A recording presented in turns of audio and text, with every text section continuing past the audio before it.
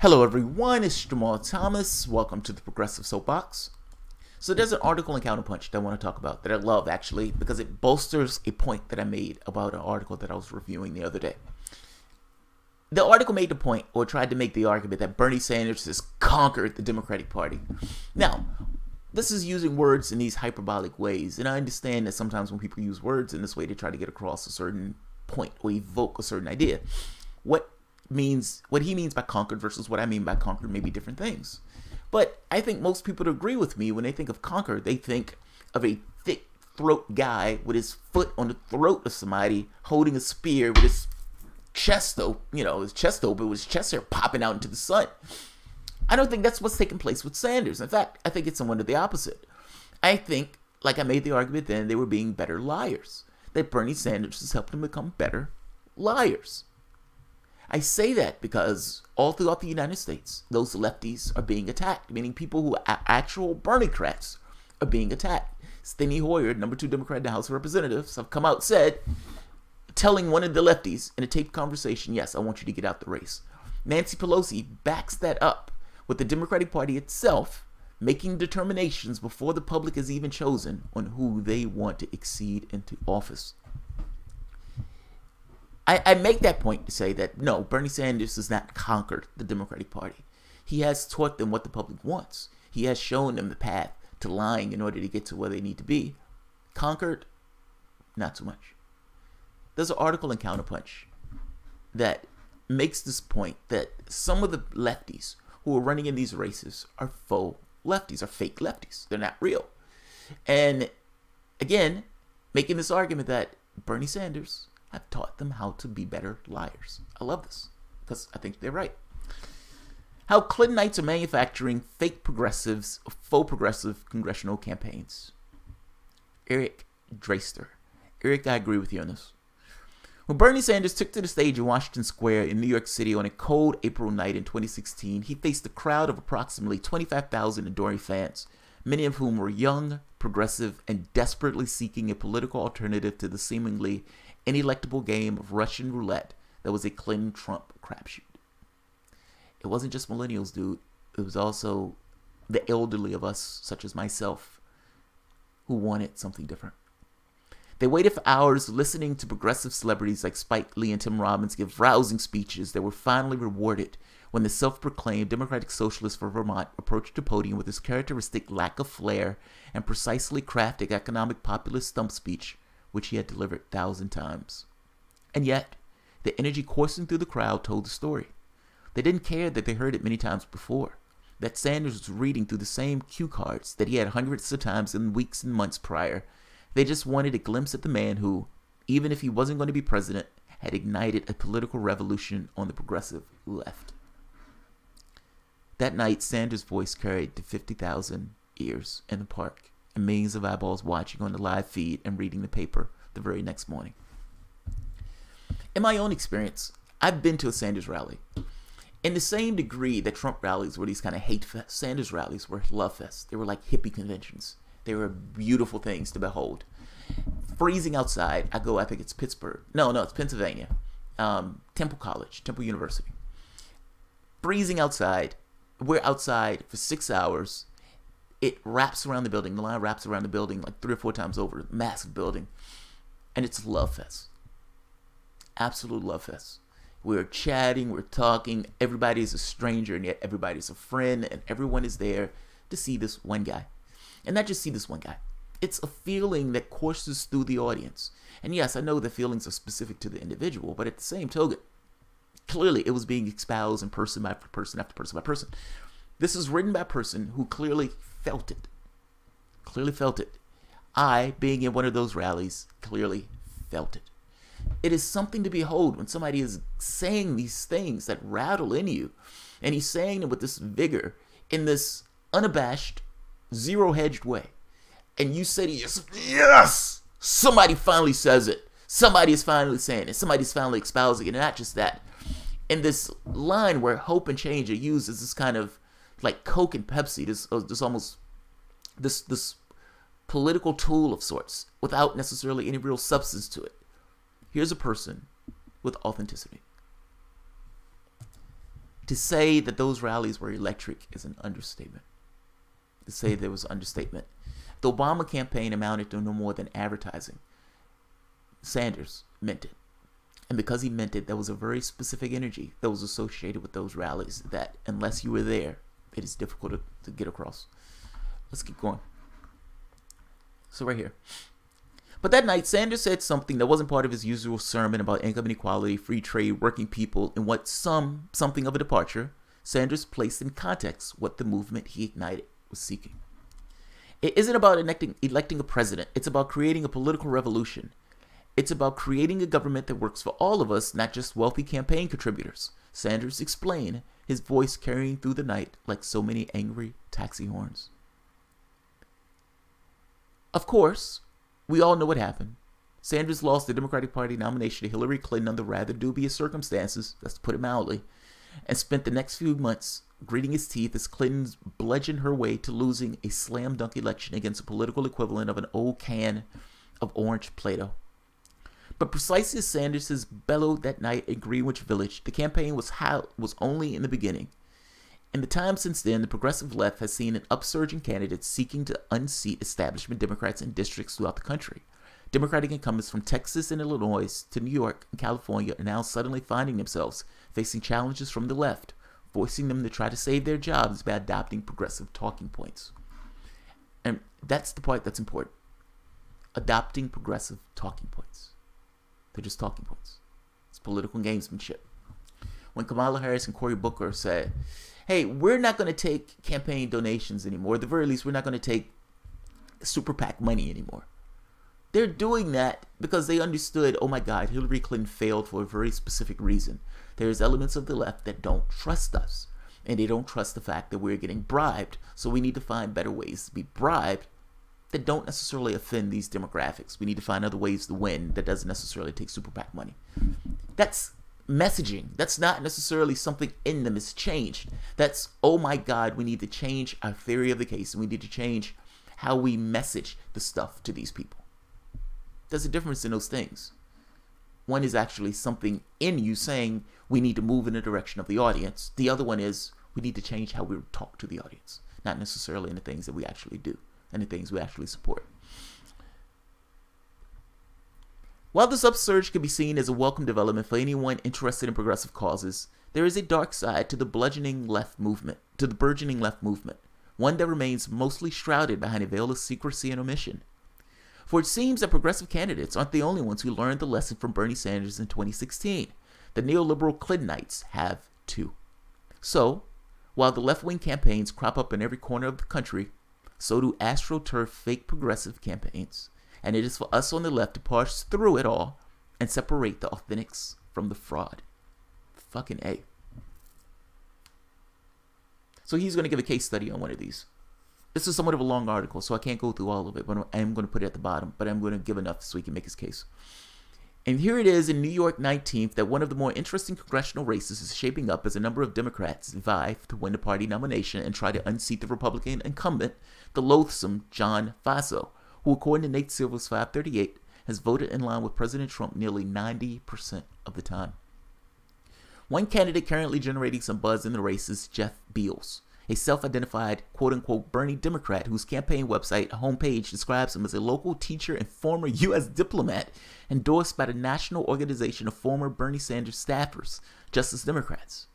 And indeed, Beals centers progressive bona fides and to brand himself as one of the inheritors of the progressive torch led by Sanders in 2016. A smart political move to be sure, but is it true? Beals describes himself as a former U.S. diplomat, touting his expertise on international issues born of his experience overseas. In an email interview with Counterpunch, Beals describes his campaign as a movement for diplomacy and peace in foreign affairs and an end to militarism. My experience as a U.S. diplomat is what drives it and gives the movement such force. Okay, sounds good. A very progressive sounding answer, but what does Beals actually do during his time overseas? By his own admission, Beals' overseas career became as an intelligence officer with the CIA. He's a spook! He was a spook! He calls himself a diplomat. He was a spook. His fluency in Arabic and knowledge of the region made him an obvious choice to be an intelligence spook during the later stages of the Clinton administration, according to a 2007 New Yorker article. Now, they're going to Richard Ford because this guy, he worked for Richard Ford.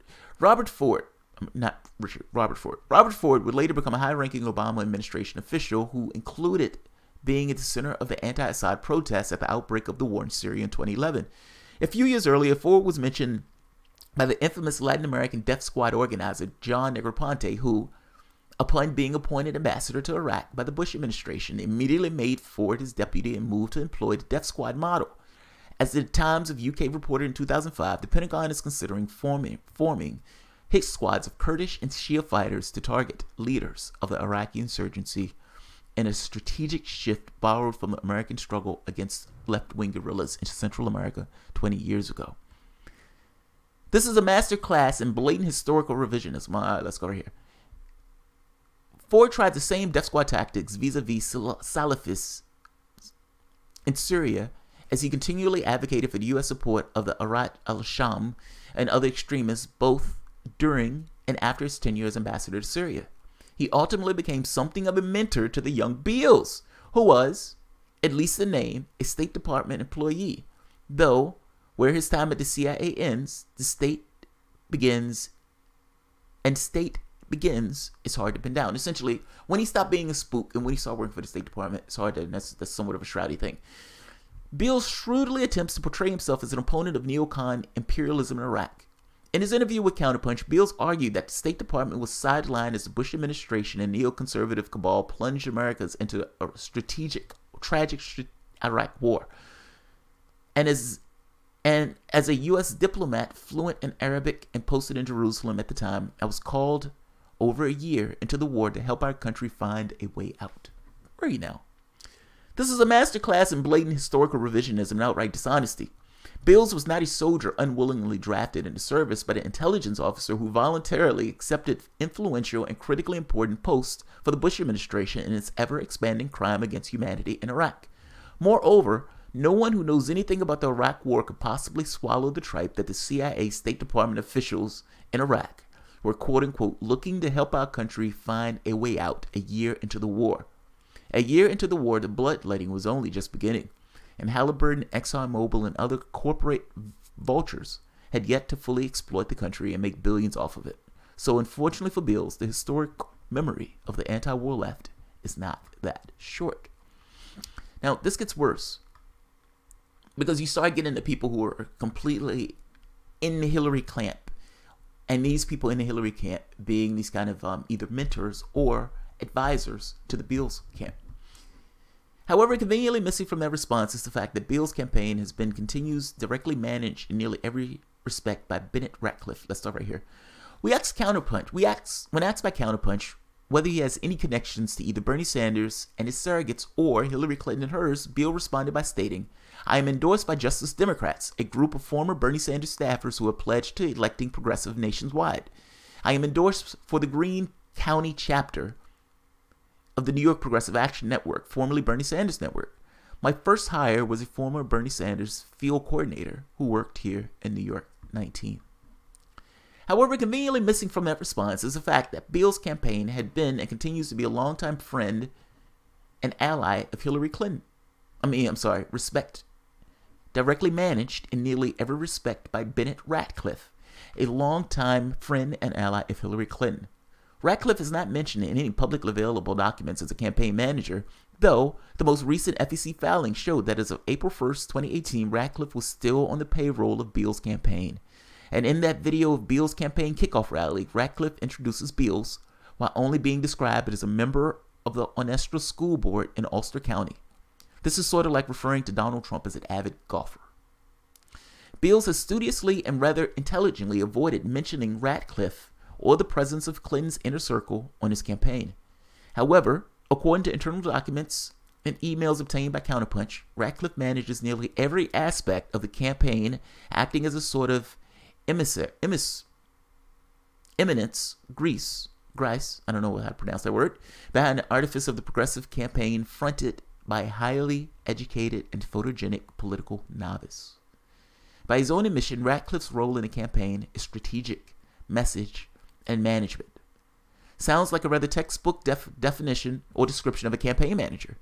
Indeed, Ratcliffe has been intimately involved in guiding Beals on nearly every important campaign decision, especially those involving fundraising. And in this realm of fundraising that Ratcliffe really shines, not in the way that one would traditionally think. Rather than focusing on large donations and powerful interests, Ratcliffe is using Beals' campaign as a laboratory for his strategy of winning elections without raising millions of dollars. In fact, leaked documents show that the Ratcliffe has explicitly instructed Beals and his staffers not to spend money on food, decorations, and other standard campaign expenses in hopes of presenting the illusion of grassroots, people-powered campaign with no connections to big-time donors or financial elites. Essentially then, it seems that Ratcliffe is a wizard behind the curtain, leveraging his decades of contact, building close ties with the Democratic Party establishment while at the same time manufacturing an astroturfed progressive campaign using a frontman in Beals. Perfect. Perfect. I'm going to put the article at the bottom. I perfectly agree. I don't know why this wouldn't take place. Think about it for the moment. Pretend for the moment you're a lawyer. Say you're a prosecutor. Say you have your case, and for whatever reason, it's a hung jury. Say you may even lose the case, but for whatever reason, you get another bite at the apple. You're not supposed to get another bite at the apple. That's why I'm calling it a hung jury. In that hung jury, when you're going to redefine your case, you're going to look back at your failings, your fuck-up, your foibles. You're not necessarily going to air those things, but you're going to internally know what those things were, and you're going to try to address those particular issues.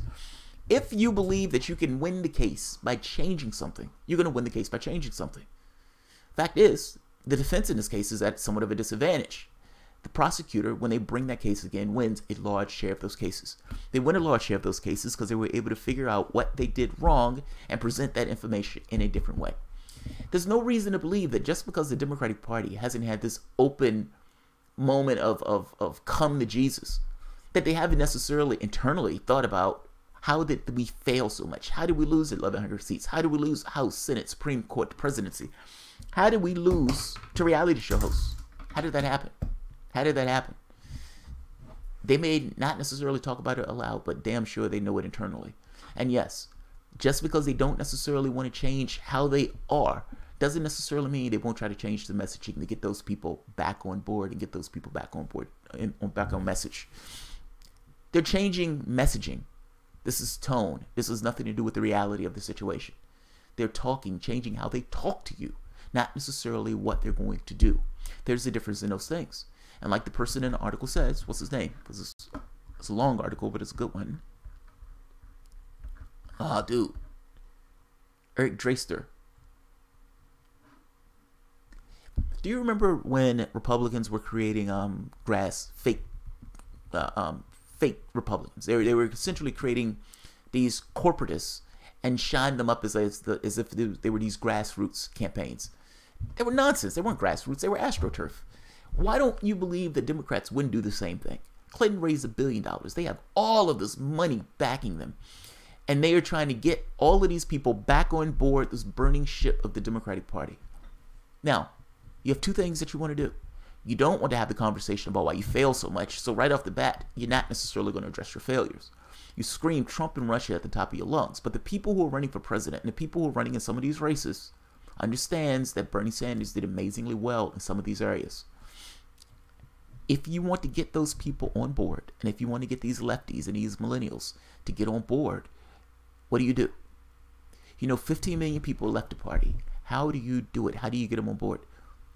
You change your tone. You don't necessarily change immediately what you are. You change your tone. It's very possible you can get people back online in tone by itself. From the standpoint of getting anything done in Congress, you can always blame the Republicans or blame somebody else that blocked you from doing those things. Most people don't follow politics that closely. This is tone. That's all I'm saying. There's a difference between tone and actually the party itself changing. The party hasn't changed a squat. This is purely just how they're responding to the people. It's almost like a Pepsi ad. This is the advertisement. It is beholden upon us as lefties to determine who's real and who's astroturf. Eric, great article. I put the article at the bottom. At the very least, there are extreme questions about Beals. Let's say it that way. Let's say it that way. There are extraordinary questions about this candidate. And if there is any other candidate in the race that does not have these questions hanging over their heads, as being a former spook, and is having this kind of Clintonite massaging things behind the scenes, if it was me and I was voting in that district, I would probably find somebody else. Just saying. Alright guys, if you enjoy the content, please feel free to share, like, subscribe, and of course, you can always help the channel out through Patreon. Thanks everyone. And Eric Draster, good job, man. Great article.